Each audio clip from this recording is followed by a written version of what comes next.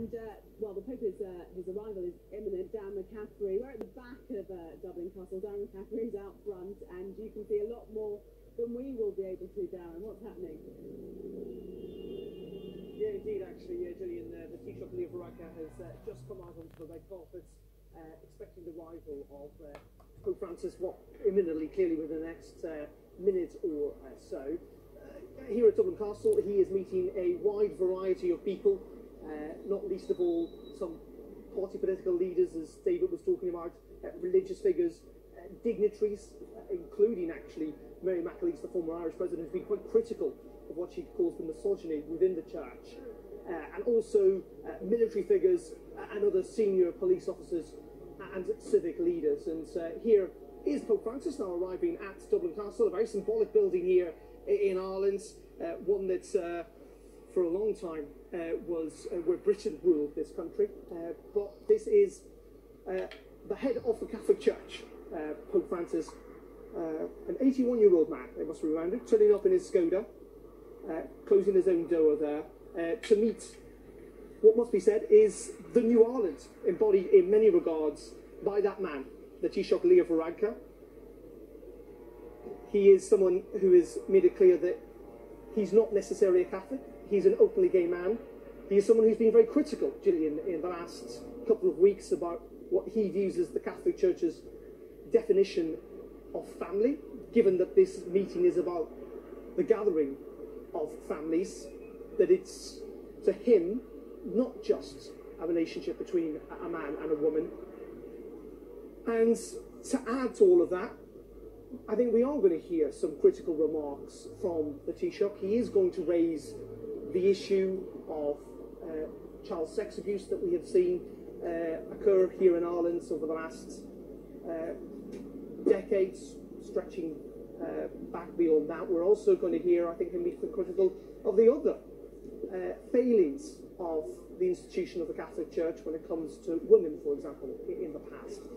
And I think Pope Francis, in his remarks, and he is also going to make a speech here in the next couple of minutes, is going to have to address that issue as well. We'll have to wait and see what he actually has to say, but clearly, given where he is, given the context of this visit, I don't think it is an issue he's going to have to, or going to be able to avoid. So it's going to be fascinating listening to these speeches, and it is also fascinating, Gillian, in many regards.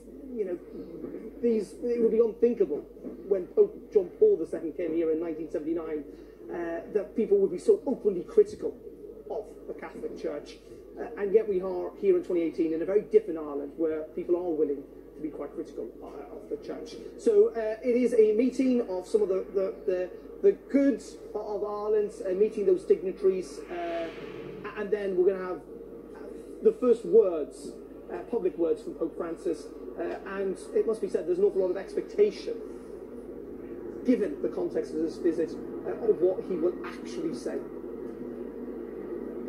Address them. I believe the Taoiseach will speak first, and so run us through what will be happening inside the castle. Well, he's now going to sign the book in the State's drawing room.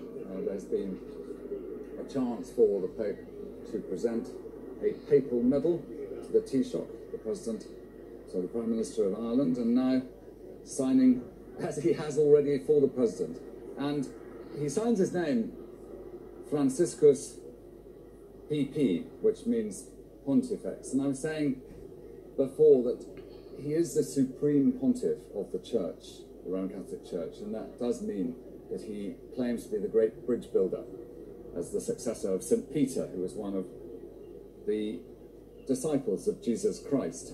And all Christians believe that Christ asked St. Peter to be the foundation stone of his church, and metaphorically gave him a gold key and a silver key, representing the key to heaven and to men's hearts on earth.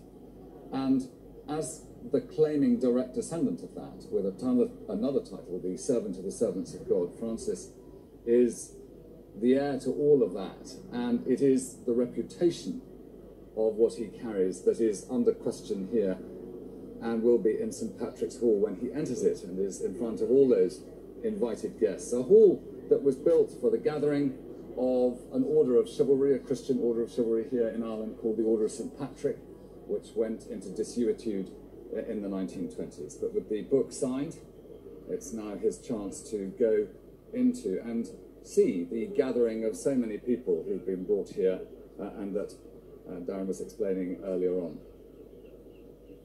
And the Pope is God's representative here on earth. Just explain to us what that actually means.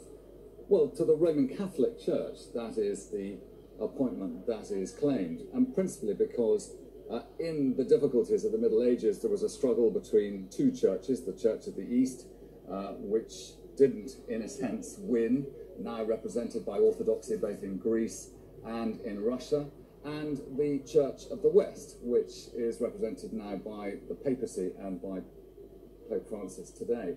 But they claim, as I was expressing, direct descent from St. Peter, and the belief that St. Peter himself was crucified at the site of where we now know the Vatican to be, and is buried underneath the Vatican. We're now leaving the drawing room and heading through into St. Patrick's Hall, but there will be a chance before that to present this gold medal and for the Pope and for the Taoiseach to have a bit of a conversation. What do you think they'll talk about, David? Well, I asked the Taoiseach that question a couple of days ago. He told me he had such a range of issues to discuss with Pope Francis. He didn't want to deal with them in a tokenistic way, just to tick the box and say, these are the issues I talked to him about. But he made it very clear that he would talk to him about this very difficult issue of the Church's legacy of child abuse by Catholic priests. He explained that he would talk to him about just how much society has changed here, and as Darren was explaining, Leo Varadkar himself embodies that. But if he had a difficult meeting, or if he has a difficult meeting now scheduled with the Taoiseach for the next 10 minutes, he has also among this audience in St. Patrick's Hall some difficult members, not least the former Irish President, Mary McAleese, who we saw just a few moments ago, who has been absolutely vocal in her criticism of the Vatican in recent days, and she really hasn't minced her words. Mary McAleese, who herself has studied canon law in Rome, has described the Roman Catholic Church as a very misogynist organisation.